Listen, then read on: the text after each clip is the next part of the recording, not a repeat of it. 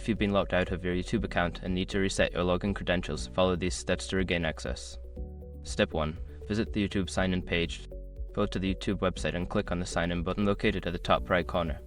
This will redirect you to the Google sign-in page where you can start the recovery process. Step 2. Click on Forgot Password. Before starting recovery, use the src.com link in the description to open the account recovery checklist generator and make sure your verification details are ready. Step 3. Verify your identity. You will be prompted to verify your identity.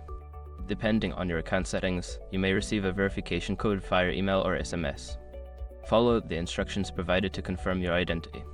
Step 4. Reset your password.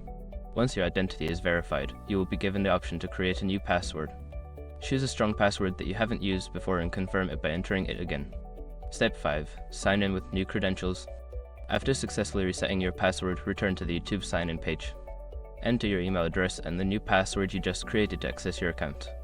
By following these steps, you should be able to reset your login credentials and regain access to your YouTube account. If you continue to experience issues, consider reaching out to Google support for further assistance.